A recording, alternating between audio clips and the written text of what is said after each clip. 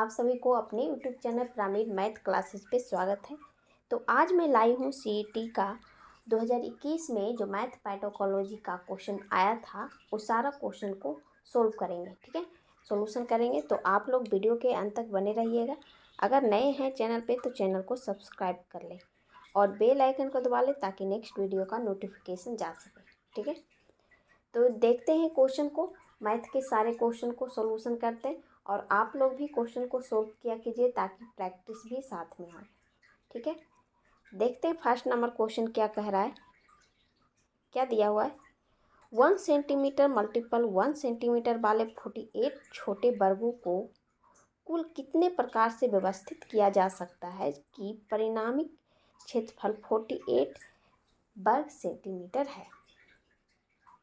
In how many way 48 small squares of 1 centimeter can be arranged so that the resulting area is 48 वर्ग centimetre. यहाँ पर कह रहा है कि 48 छोटे वर्ग में जो है किस तरह से 1 सेंटीमीटर का जो है वर्ग है जिसे कितने तरीके से व्यवस्थित कर सकते हैं। ओके, ताकि क्षेत्रफल परिमाप 48 वर्ग सेंटीमीटर ही हो। फर्स्ट है कि हम फर्स्ट किस तरह से कर सकते हैं, या तो इस तरह से वर्ग को लगातार क्रमबद्ध इस तरह से 48 एक ही लाइन में 48 को व्यवस्थित कर दे। ठीक है, तो लंबाई चौड़ाई हो जाएगी। तो यानी कि 48 मल्टीपल 1 लाइन में 48 वर्ग सेंटीमीटर आएगा। और दूसरी, अगर इसे 2 लाइन में व्यवस्थित करें, ठीक है, तो 12 हो जाएगा, 24 हो जाएगा, 24 यानी कि 24 दूना 48। और अगर 3 लाइन में करें तो हो जाएगा 16 48, यानी कि 3 लाइन में इस तरह से 16 करेंगे तो 48 हो जाएगा नीचे इस तरह से। ठीक है, राइट। तो ये हो जाएगा 16 48। फिर अगला क्या कर सकते हैं, ये हो जाएगा 4 लाइन के करेंगे यानी कि 12 चौका 48। फिर अगली बार 8 और 6 लाइन में करेंगे तो 8 6 48। तो कितने तरीके से व्यवस्थित किया। अगला अगर करते हैं तो अगला क्या आ जाएगा, 6 गुना 8, यानी कि वही चीज़ रिपीट अब होगा तो यहीं तक होगा लास्ट। यानी कितने तरीके से व्यवस्थित कर सकते हैं, 1 2 3 4 एंड 5 तरीके से इसे व्यवस्थित किया जा सकता है। यानी आपका आंसर हो जाएगा थर्ड ऑप्शन। ओके, हमें बोला गया है कि 1 सेंटीमीटर वाला जो है वर्ग को कितने तरीके से व्यवस्थित करें ताकि क्षेत्रफल है जो 48 आए टोटल। ओके, तो देख लिए किस तरह से व्यवस्थित कर सकते हैं। ओके, नेक्स्ट क्वेश्चन देखते हैं।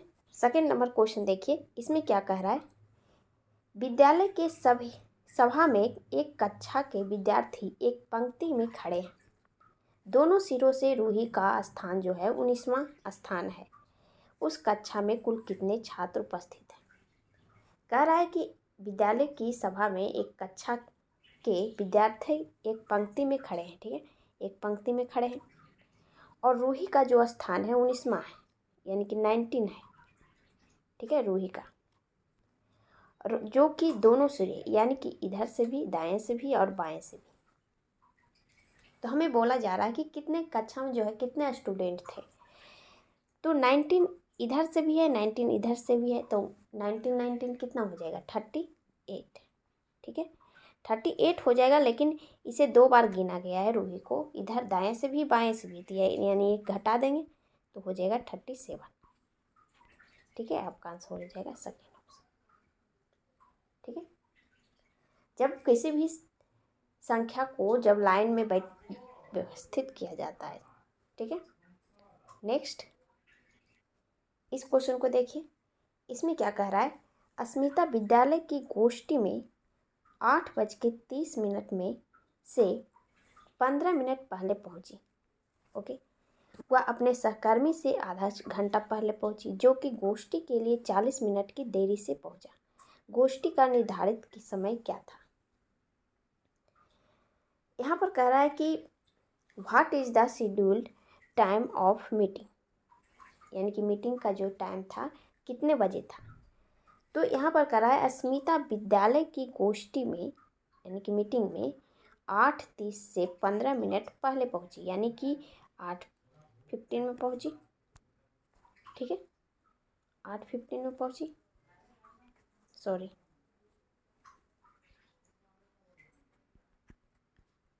अस्मिता जो है 8:15 में पहुंची। फिर आगे क्या कह रहा है कि वह अपने सहकर्मी से आधा घंटा पहले पहुंची है, यानी कि सहकर्मी से वो आधा घंटा पहले पहुंची, यानी कि सहकर्मी जो है आधा घंटा बाद पहुंचा, यानी कि 8:45 में पहुंचा वो। ठीक है, आधा घंटा लेट से पहुंचा तो 30 छूट जाएगा, 30 मिनट। फिर आगे क्या कह रहा है, जो कि गोष्ठी के लिए 40 मिनट देरी से पहुंचा, यानी कि सहकर्मी के बारे में कह रहा है, वो जो है 40 मिनट देर से पहुंचा। तो यानी कि मीटिंग का टाइम रियल में क्या था, इसमें 40 मिनट घटा देंगे, लेट से ही पहुंचा 8:45 में, तो ये 40 मिनट लेट से पहुंचा, तो 40 मिनट इसमें घटा देंगे, राइट। तो कितना हो जाएगा,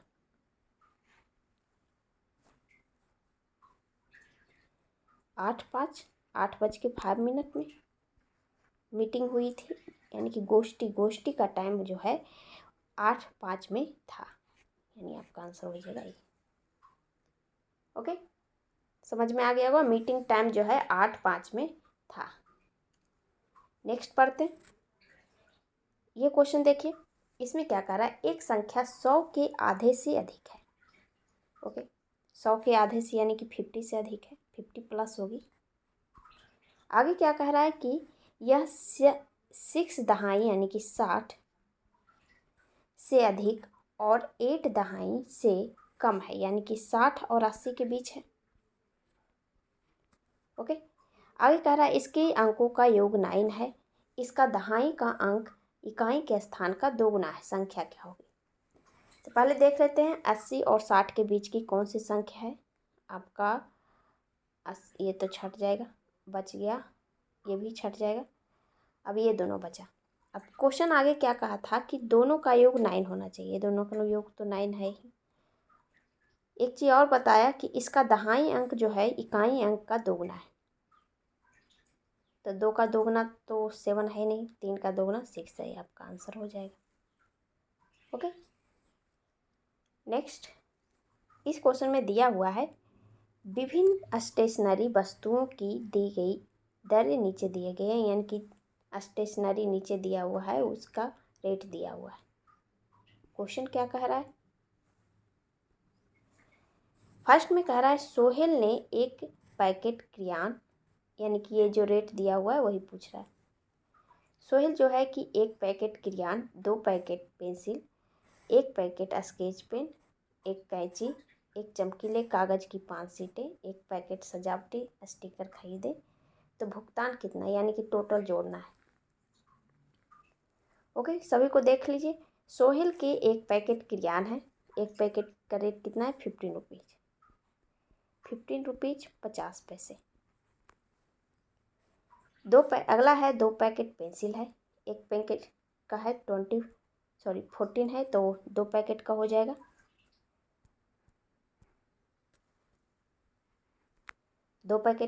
28, 28 रुपये। फिर आगे क्या कह रहा है, एक पैकेट स्केच पेन है, यानी कि एक पैकेट का कितना है 22 रुपीज़ 50 पैसे। आगे क्या कह रहा है, एक कैंची है, कैंची का रेट 17 रुपये। अगला है चमकीले कागज़ की 5 सीटें, 2 रुपये है, तो 5 सीटें का हो जाएगा कितना 12.5 रुपये, 12 रुपये 50 पैसे। फिर आगे क्या दिया हुआ, एक पैकेट सजावटी स्टिकर है, एक पैकेट का कितना है 5 रुपये। अब सभी को जोड़ देते हैं।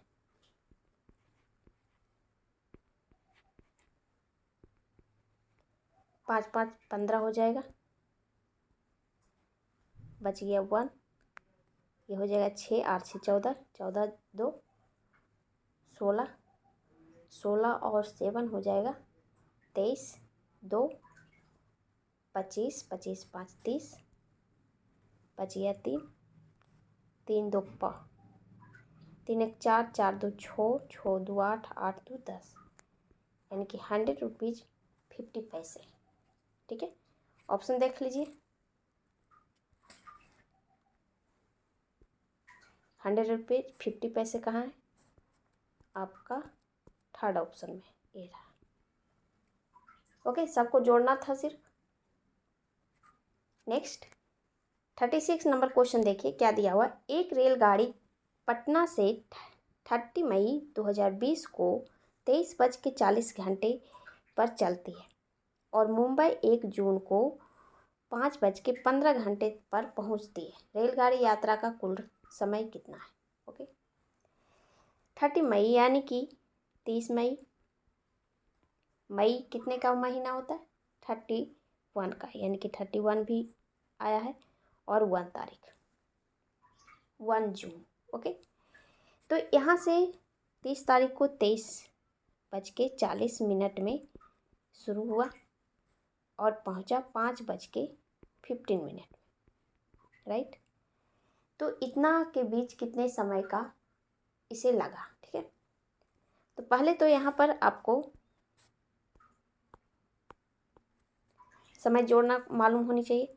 तो यहाँ से 23:40 से 31 तारीख को 23:40 तक कितने घंटे होंगे?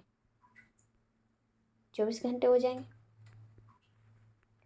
फिर आगे है 24 बजने के लिए इसे कितना समय और लगेगा?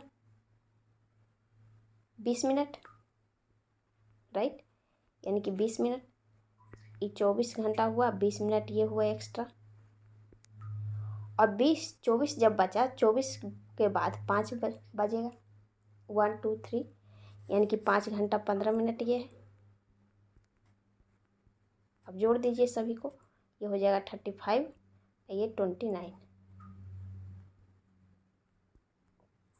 यानी कि 29 घंटा 35 मिनट। आपका ऑप्शन नंबर ये रहा। ठीक है, कोई भी टाइम जब एक दिन से दूसरे दिन जाता है तो उसी टाइम से उसी टाइम तक 24 आवर होते हैं, सभी को मालूम हुए। ओके, नेक्स्ट चलिए इस क्वेश्चन को देखते हैं क्या दिया हुआ। एक 5 अंकों वाली संख्या में 100वें स्थान का अंक 10,000वें स्थान के अंक का 3/4 है। ओके, और 10वें स्थान का अंक 100वें स्थान का अंकों का 2/4 है। इसे क्वेश्चन को देखते जाते हैं। ठीक है, यहाँ पर क्या कह रहा है? फर्स्ट कह रहा है कि एक 5 अंकों की संख्या। ओके, 100वें स्थान का अंक, यानी कि 100वें स्थान का अंक कौन सा है? 6 है। ठीक है, 6 जो है 10,000वें स्थान का 3/4 है, यानी कि 8 का 3/4 क्या है? 4 दूनी 8, यानी कि सही है फर्स्ट। अगला है 4 और 3 है, तो 4 का 3/4 है क्या? ये भी सही है, 3/4 कह रहा है ना, सही है। फिर अगला है 8 और 4, 8 का 3/4, ये तो नहीं है, आपका थर्ड ऑप्शन छट जाएगा। लास्ट ऑप्शन है 4 और 9, 4 का 3/4, ये भी छट गया आपका, यानी कि बच गया कौन कौन सा सही था? एक फर्स्ट एंड सेकेंड, बाकी सब गलत थे। ठीक है, इसी से देखते हैं आगे। आगे क्या कह रहा है? और 10वें स्थान का अंक 100वें स्थान का 2/4 है, ये तो हो गया। अगला है 10वें स्थान का अंक सबसे छोटी अभाज्य संख्या का वर्ग है। सबसे छोटी अभाज्य संख्या कौन सा है? 2 है, 2 का वर्ग क्या होगा? 4, यानी कि 10वें स्थान पे 4 होना चाहिए आपका फर्स्ट ऑप्शन में, सेकेंड तो आपका छट गया, यानी कि आपका ये ऑप्शन से ही छट गया। इसे इसलिए कहते हैं पूरा मत चेक कीजिए, एक एक करके छाटते जाइए। ठीक है, नेक्स्ट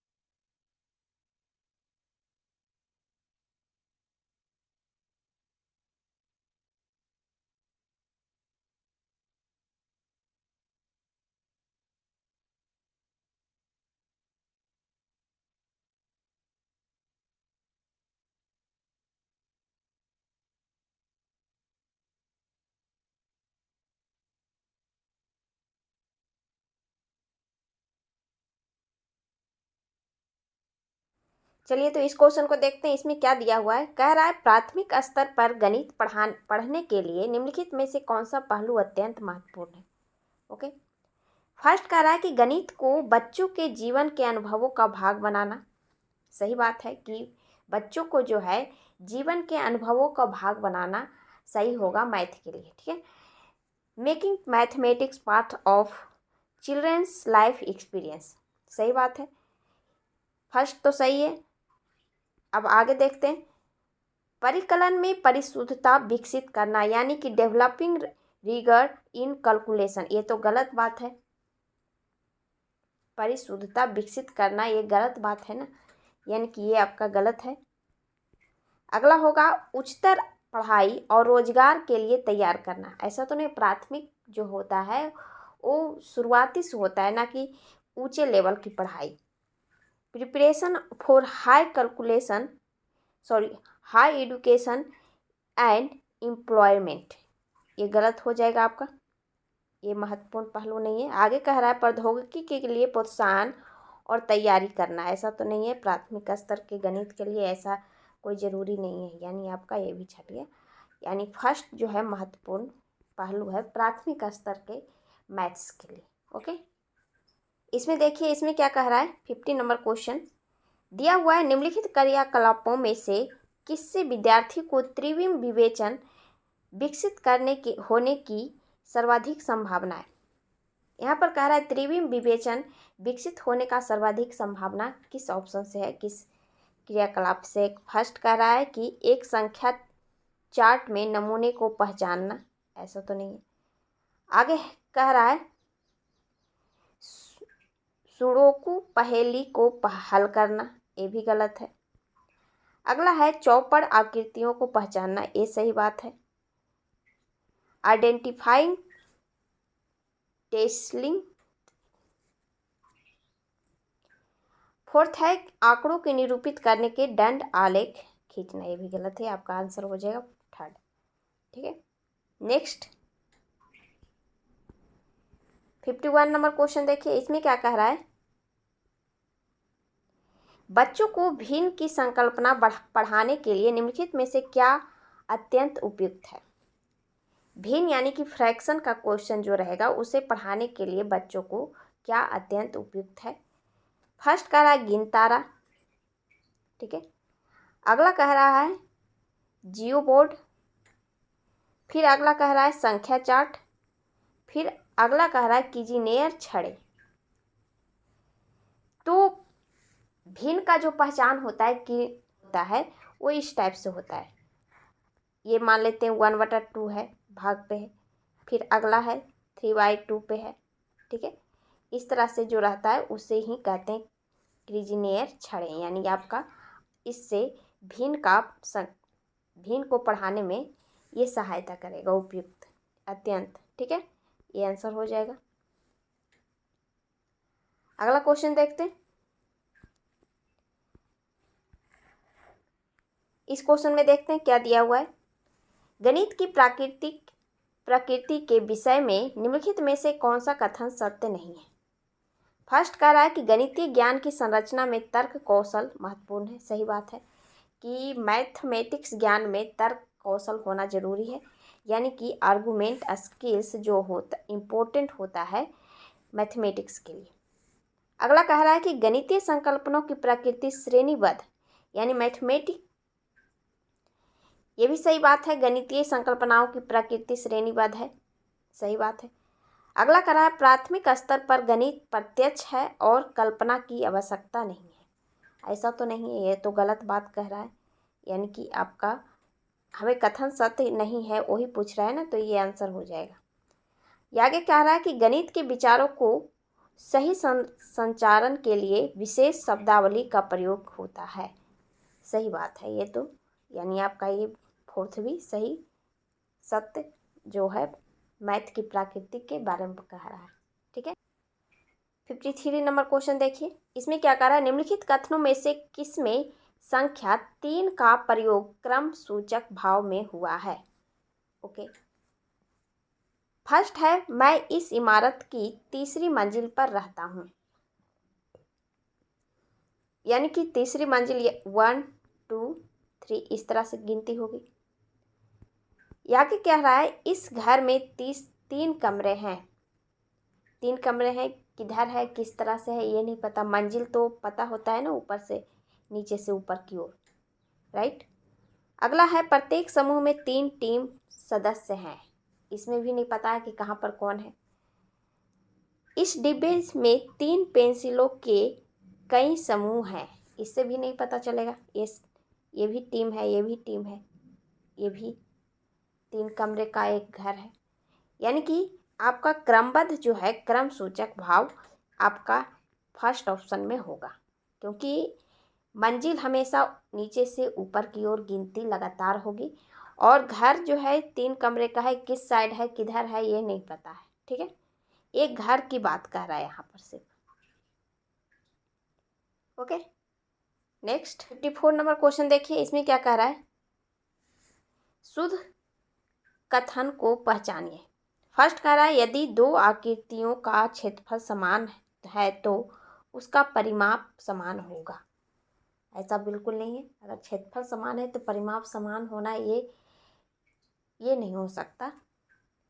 अगला है यदि 2 आकृतियों का परिमाप समान है तो उसका क्षेत्रफल समान होगा। ऐसा बिल्कुल भी नहीं है, ये भी गलत है, ये भी गलत, ये भी गलत बात कह रहा है। आगे कह रहा है कि परिमाप और क्षेत्रफल का मात्रक समान होता है। ये भी गलत बात है। किसी आकृति का आकार उसके परिमाप पर निर्धारित करता है। सही बात है। कोई भी आकृति है, जैसे आयत है, तो वो परिमाप ही बताता है। चारों तरफ की लंबाई चौड़ाई सबको जोड़ा जाता है। ठीक है, ये यानी कि आपका आंसर हो जाएगा। हमें शुद्ध कथन चूज करना था, तो ये आपका 4th ऑप्शन जो है इसका सही आंसर है। ठीक है, नेक्स्ट ये क्वेश्चन देखिए, इसमें क्या कह रहा है। गणितीय पाठ्यक्रम के संबंध में शुद्ध कथन को पहचानिए। ओके, फर्स्ट कह रहा है बीजगणितीय विचारों की नींव प्राथमिक स्तर पर डाली जा सकती है। सही बात है। बीजगणित की विचारों का जो नींव है प्राथमिक स्तर से ही डाला जाता है। ये आपका फर्स्ट ऑप्शन ही इसका आंसर हो जाएगा। आगे भी देख लेते हैं। भिन्नों की संकल्पना का परिचय केवल उच्च प्राथमिक स्तर पर देना चाहिए। ये गलत बात है। आगे कह रहा है समझ को बेहतर करने के लिए ऋणात्मक संख्याओं की संकल्पनाओं का परिचय प्राथमिक स्तर पर देना चाहिए। ये भी गलत बात है। आगे कह रहा है क्षेत्रफल समापन की संकल्पना का परिचय केवल उच्च प्राथमिक स्तर पर देना चाहिए। ये भी गलत बात है। नहीं, प्राथमिक स्तर पर क्षेत्रफल के बारे में बताया जाता है, न कि उच्च स्तर पर। ठीक है, आपका तीनों नीचे वाला सारा गलत बात कह रहा था, तो गलत हो जाएगा, और ये आपका सही है। ओके, 56 नंबर क्वेश्चन देखिए, क्या कह रहा है। प्राथमिक स्तर पर त्रिभुजों की अवधारणा का परिचय देने का संबंध में शुद्ध कथन को पहचानिए। फर्स्ट ऑप्शन कह रहा है सबसे पहले त्रिभुज की परिभाषा दे दी जानी चाहिए। ये बिल्कुल गलत बात है। प्राथमिक स्तर पर डायरेक्ट त्रिभुज का क्षेत्रफल नहीं बताया जाता है या परिभाषा। ठीक है, आगे कह रहा है कि संभ्रांति से बचाने के लिए बच्चों को केवल समबाहु त्रिभुज ही प्रस्तुत कराने चाहिए। ये भी गलत बात है कि एक ही त्रिभुज को त्रिभुज के बारे में बताने के लिए एक ही त्रिभुज का यूज थोड़ी ना कर सकते हैं। अगला है बच्चों के समक्ष विभिन्न प्रकार के त्रिभुज प्रस्तुत किए जाने चाहिए, परंतु अन्य आकृतियों से दूर रखना चाहिए। सिर्फ त्रिभुज के बारे में बताने से बच्चे को विकसित नहीं होंगे, क्योंकि सारे चीज़ बताना होता है। ये अभी गलत बात कह रहा है। आगे कह रहा है कि बच्चों के समक्ष सभी प्रकार के त्रिभुज व अन्य आकृतियों भी प्रस्तुत करानी चाहिए। ये बिल्कुल सही है, क्योंकि सभी चीज़ के बारे में पहचानना जरूरी है प्राथमिक स्तर के बच्चों के, यानी आपका ये आंसर सही होगा। ओके, नेक्स्ट इस क्वेश्चन को देखते हैं, इसमें क्या दिया हुआ है। कह रहा है एक विभाजन के प्रश्न में भाजक भागफल का 5 गुना और शेषफल का 2 गुना है। यदि शेषफल 5 है तो संख्या क्या है। ओके, कह रहा है कि शेषफल का 2 गुना कौन सा होगा। यहाँ पर कह रहा है शेषफल हमें दिया हुआ है, शेषफल कितना दिया हुआ है 5। ठीक है, तो शेषफल का भाजक भागफल का 5 गुना और शेषफल का दोगुना यानी कि 10 जो है भाजक है। ठीक है, भाजक है। तो भाज्य निकालने के लिए क्या करना होता है, भागफल का ये 5 गुना है। ठीक है, भाजक। ठीक है, तो भागफल कितना हो जाएगा, इसका 5 गुना 10 है तो ये 2 हो जाएगा ना। तो भाज्य निकालने के लिए क्या करना होता है, भाज्य निकालने के लिए भाज्य इक्वल टू होता है भागफल या भाजक, बोलिए भाजक मल्टीपल भागफल प्लस शेष, राइट, शेषफल। तो भाजक 10 है, 10 मल्टीपल 2 प्लस शेषफल कितना है 5 है, जोड़ देंगे, 10 दूना 20, 5 25, 25 जो है भाज्य है, वो संख्या है जो जिसे भाज्य किया गया है, भाजक किया गया है, वो है जो 25 है। ओके, नेक्स्ट इस क्वेश्चन को देखिए, इसमें क्या कह रहा है, 5 क्रमागत संख्याओं का योग 20 है, प्रथम 3 क्रमागत संख्याओं का योग क्या होगा। ओके, 5 क्रमागत यानी कि मान लेते पहला अंक जो है x है, अगला हो जाएगा x प्लस 1, अगला हो जाएगा x प्लस 2, फिर अगला हो जाएगा x प्लस 3, अगला हो जाएगा x प्लस 4, सभी का योग है जो 24 है। अब x का वैल्यू निकाल लीजिए, सबको जोड़ देंगे, ये हो जाएगा 1 2 1 3 3 3 6 6 4 10, 10 इधर माइनस हो जाएगा तो ये 10 हो जाएगा, और ये 5x यानी कि 5x इक्वल टू 10 यानी कि x का वैल्यू 2 है, यानी कि 2 से शुरू हो रहा है, 2 3 4 5 6, इस तरह से 5 संख्या। अब फर्स्ट में कह रहा है प्रथम 3 यानी कि 2 प्लस 3 प्लस 4, 4 3 7, 7 2 9, यानी कि 3 अंकों का योग हो जाएगा 9। ठीक है, जैसे कि लगातार 5 संख्याएं थी, तो मान लेते पहला संख्या x था तो अगला हो जाएगा x प्लस 1, फिर अगला हो जाएगा x प्लस 2, लगातार है तो। ठीक है, चलिए इस क्वेश्चन को देखते हैं, इसमें क्या कह रहा है, एक वर्ग के रूप में तार 144 वर्ग सेंटीमीटर क्षेत्रफल घेरती है, यदि इसी तार को एक आयत के रूप में मोड़ा जाए तो लंबाई 16 सेंटीमीटर है, तो क्षेत्रफल घेरा जाएगा, यानी कि आयत का क्षेत्रफल हमें निकालने के लिए कह रहा है। फर्स्ट में कह रहा था कि एक वर्ग के रूप में तार जो है 144 वर्ग सेंटीमीटर का क्षेत्रफल, यानी कि वर्ग का क्षेत्रफल जो दिया हुआ है 144 दिया हुआ है, तो वर्ग की भुजा कितना हो जाएगी, 12 का स्क्वायर होता है, यानी भुजा स्क्वायर होती है, तो 144 का जैसे 144 का रूट कर देते हैं। ठीक है, तो ये 12 हो जाएगा, यानी कि भुजा जो है वर्ग की 12 सेंटीमीटर है। ठीक है, तो जो तार है वो वर्ग को भी घेर सकता है और आयत को भी घेर सकता है, क्योंकि दोनों एक ही है, तार की बात कर रहा है, तो दोनों का परिमाप सेम होगा, यानी कि इसका परिमाप कितना हो जाएगा 4 गुने भुजा, यानी कि बर चौका 48 सेंटीमीटर, राइट। तो क्षेत्रफल आयत का जो परिमाप होगा वो भी इक्वल होगा, यानी कि 2 इंटू लंबाई प्लस चौड़ाई,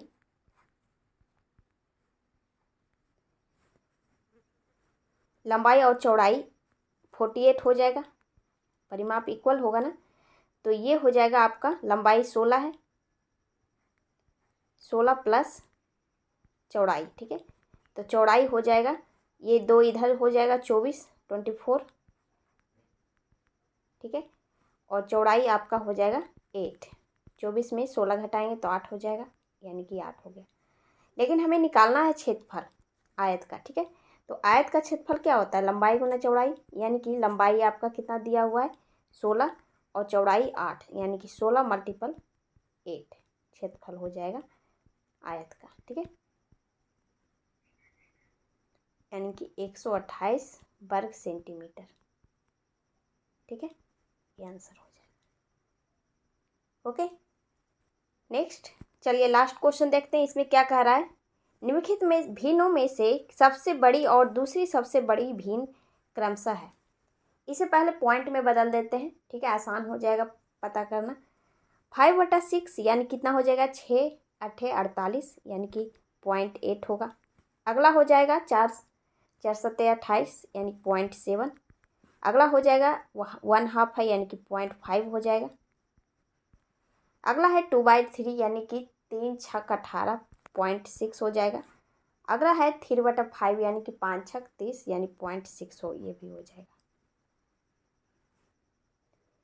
हमें निकालना क्या है, सबसे बड़ी और दूसरी सबसे बड़ी, तो ये दोनों है लगातार है जो ही है, यानी कि 5/6 एंड 3/4। सबसे बड़ी जो है 5/6 है, आपका 2 ऑप्शन में है, ये दोनों छट जाएगा। और दूसरा 3/4 यानी आपका ये आंसर हो जाएगा। ओके, अगर जिनको कोई भी क्वेश्चन समझ में नहीं आया हो या गलत हो वो कमेंट कर सकते हैं, और हम नेक्स्ट वीडियो में यानी कि नेक्स्ट पार्ट वाले वीडियो में नेक्स्ट वीडियो में आपको समझा देंगे, ठीक है। आज इतना ही, थैंक यू।